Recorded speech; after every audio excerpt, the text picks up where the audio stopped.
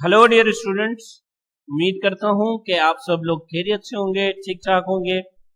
आप सब लोगों को मालूम है कि इस वक्त एमडी गेट प्रिपरेशंस अपने उरूज पर चल रही हैं और उसी को मद्देनजर रखते हुए हमने MD GATE preparation MCQ series का स्टार्ट किया है। इस सीरीज के अंदर हम फिजिक्स के एमसीक्यूज को एक्सप्लेन करेंगे। वो एमसीक्यूज जो कि हमारे पास पास्ट पेपर्स के अंदर मौजूद है या वो एमसीक्यूज जो कि एमडी गेट के लिए इम्पोर्टेंट है, उन सब एमसीक्यूज को यहाँ पर हम वन बाय वन करके डिस्कस करेंगे। तो वो स्टूडेंट्स जो कि एमडी गेट की प्रिपरेशन कर रहे हैं और फिजिक्स उनको जरा कंफ्यूजिंग लगता है, तो ये सीरीज उन स्टूडेंट्स के लिए है। तो हम बगैर अपना टाइम वेस्ट किए अपने एमसीक्यूज की तरफ आते हैं।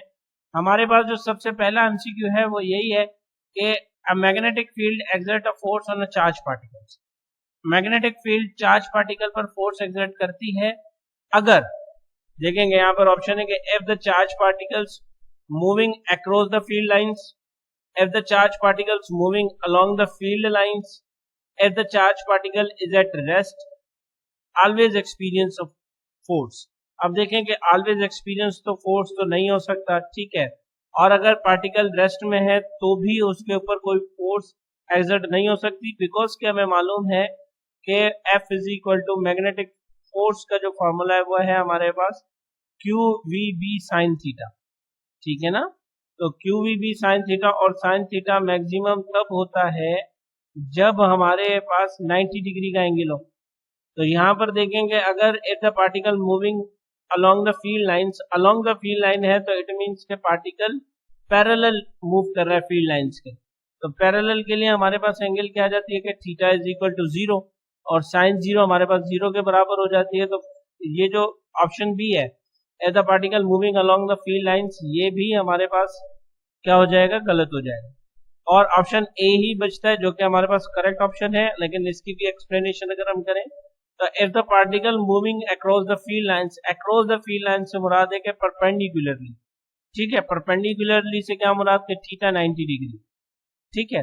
तो अगर particle moving across the field lines करेगा तब ही जो है वो मैग्नेटिक फील्ड जो है वो उस पर फोर्स एक्सर्ट करेगा, और ये इसका फॉर्मूला है F is equal to Q B B sine theta. Sine 90 हो जाएगा, साइन 91 के बराबर हो जाएगा, तो जो फोर्स का मैग्नीट्यूड आ जाएगा वो क्यू वी बी आ जाएगा। होप सो के यहाँ पर आपको ये एमसीक्यू समझ में आ गया होगा।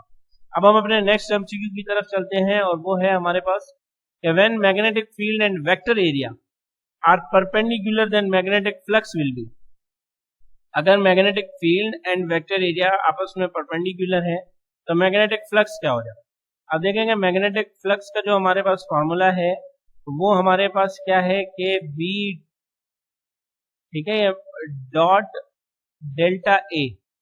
अब देखेंगे ये डॉट प्रोडक्ट है, डॉट प्रोडक्ट किसका है, मैग्नेटिक फील्ड का और वेक्टर एरिया का, ठीक है। मैग्नेटिक फील्ड लाइंस और वेक्टर एरिया का आपस में क्या है, डॉट प्रोडक्ट है। डॉट प्रोडक्ट है तो इट मीन्स के यहाँ पर जो एंगल इस्तेमाल हो रहा होगा वो एंगल कौन सा होगा, कॉस थीटा का।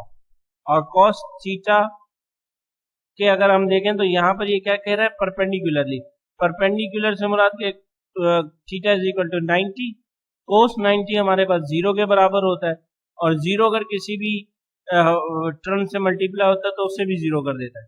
तो यहाँ पर जो मैग्नेटिक फ्लक्स होगा वो क्या हो जाएगा, हमारे पास 0 हो जाएगा, क्लियर। तो इस एमसीक्यू के लिए भी जो राइट ऑप्शन है वो हमारे पास क्या है, ए 0। नेक्स्ट एमसीक्यू की तरफ आते हैं। क्या coil of 600 turns is threaded by a magnetic flux of 8 webers, if this flux is reduces to 5 webers in 3 seconds, the induced EMF in the coil will be।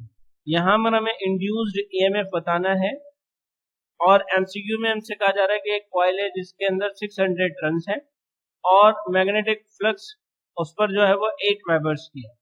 अगर मैग्नेटिक फ्लक्स रिड्यूस हो रहा है 5 Weber's का 3 second के अंदर, मतलब reduce 8 से 5 पर आ रहा है 3 सेकंड के अंदर, तो आप हमें बताएंगे उस कॉइल के अंदर ईएमएफ कितना इंड्यूस होगा।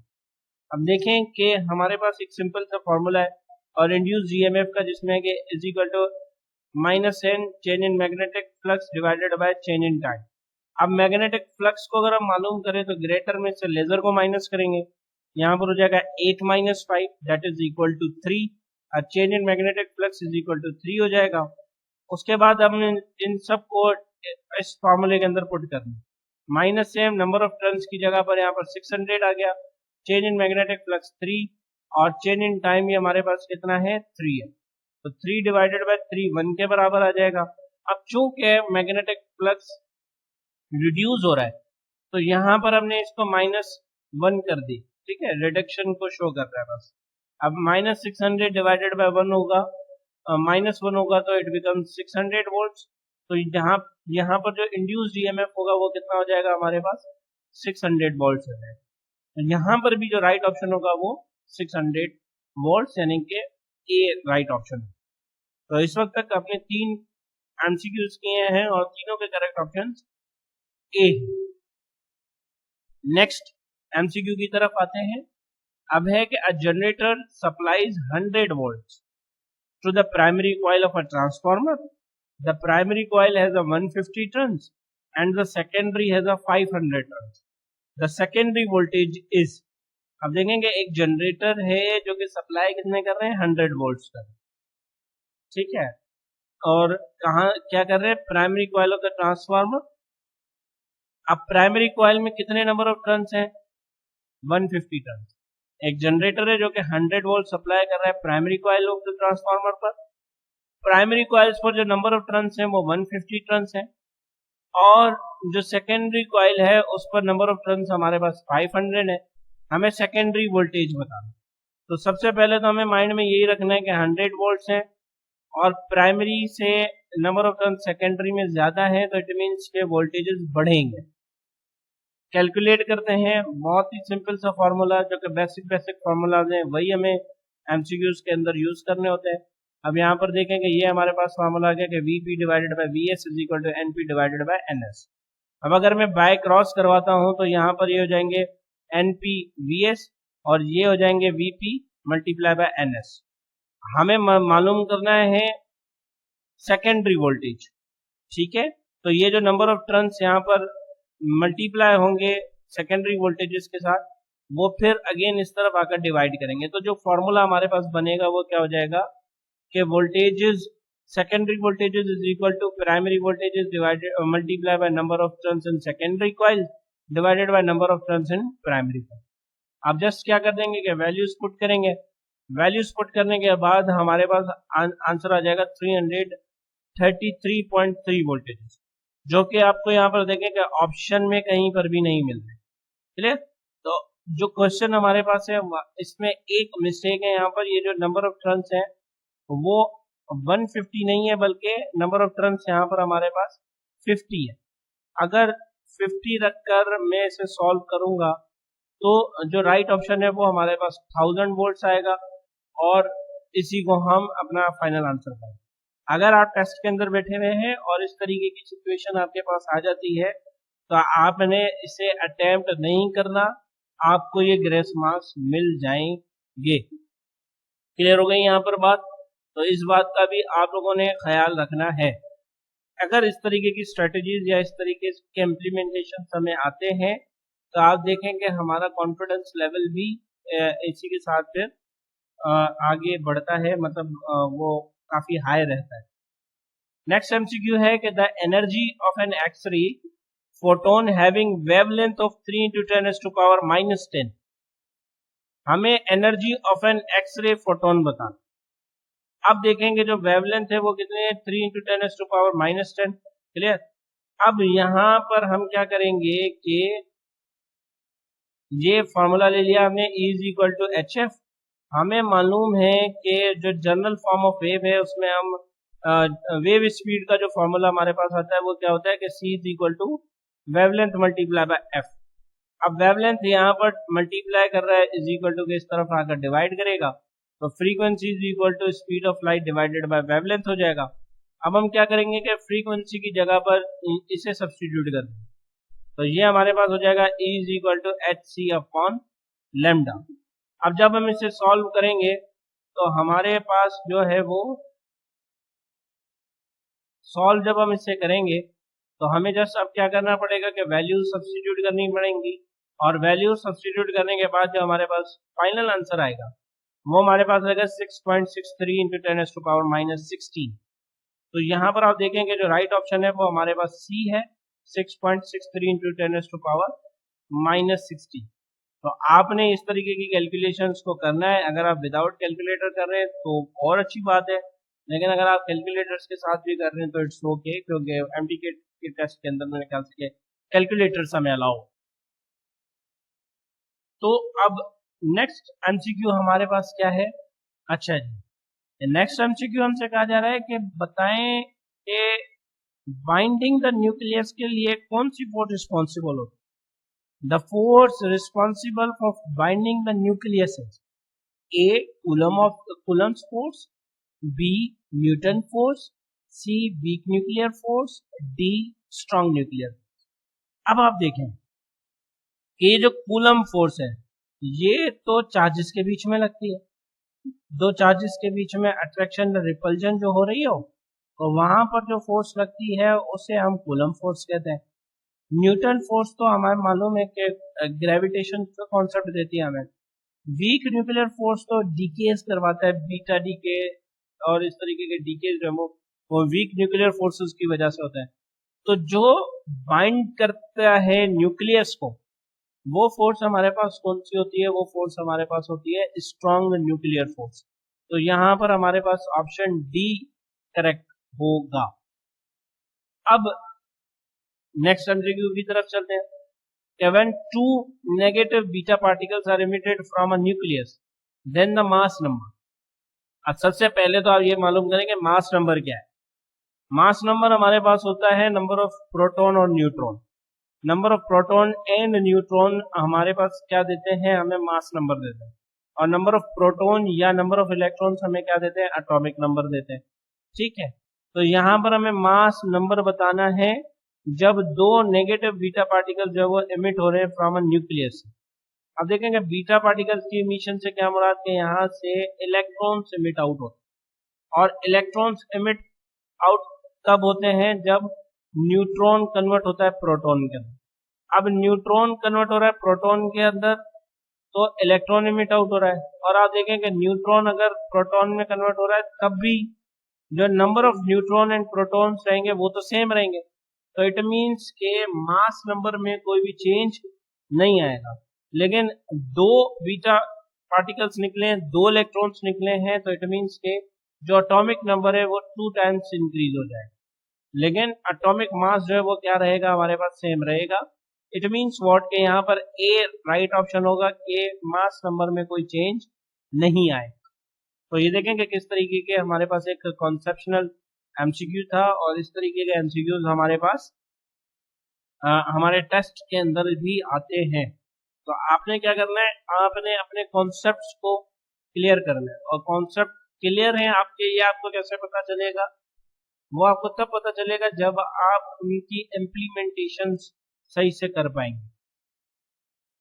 अच्छा जी, तो नेक्स्ट एमसीक्यू है हमारे पास कि 40 gram radioactive material is placed in a chamber having a half life of 20 days, how much will be left after 80 days।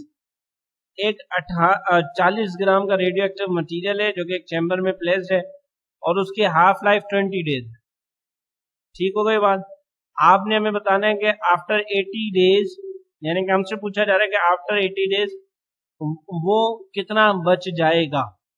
अब देखें यहाँ पर कि अगर हम यहाँ पर लिखेंगे भाई फर्स्ट हाफ लाइफ 20 days की है तो ये 40 का हाफ हो जाएगा, यानी कि 20 ग्राम बचेगा। फिर सेकेंड हाफ लाइफ में अगर हम देखें तो सेकेंड हाफ लाइफ में इसको 20 दिन और लग जाएंगे और वो 40 days हो जाएंगे। 20 फिर हमारे पास 20 में से कितना बचेगा? 20 का हाफ 10 ग्राम्स बचेंगे। फिर हम थर्ड हाफ लाइफ की बात करें तो 20 days और, यानी कि 60 days हो जाएंगे। फिर 10 का भी हाफ बचेगा और वो बचेगा 5 ग्राम्स। फिर अगर हम फोर्थ हाफ लाइफ की तरफ जाए तो 80 days हो जाएंगे, यानी कि 80 days तक कितनी हाफ लाइफ आएंगी? 4 हाफ लाइफ आएंगी। और ये जो 40 ग्राम है वो कितना जाके बचेगा? 2.5 ग्राम्स बचेगा। तो यहां पर ऑप्शन डी यानी कि 2.5 ग्राम्स हमारे पास करेक्ट ऑप्शन है। क्लियर हो गई यहाँ पर बात। अब हम एक और एमसीक्यू की तरफ चलते हैं और यहाँ पर हमारे पास है कि which of the following electromagnetic radiation has the highest penetrating power. Highest penetrating power जो है वो किसकी ज्यादा होती है? Alpha rays, beta rays, gamma rays और प्रोटॉन। हमें मालूम है कि हम एक कॉन्सेप्ट याद रखते हैं कि आयोनाइजेशन पावर और पेनिट्रेटिंग पावर। अब जिसका आयोनाइजेशन पावर ज्यादा होता है उसकी पेनिट्रेटिंग पावर कम होती है, और जिसकी आयोनाइजेशन पावर कम होती है उसका पेनिट्रेटिंग पावर हाई होता है।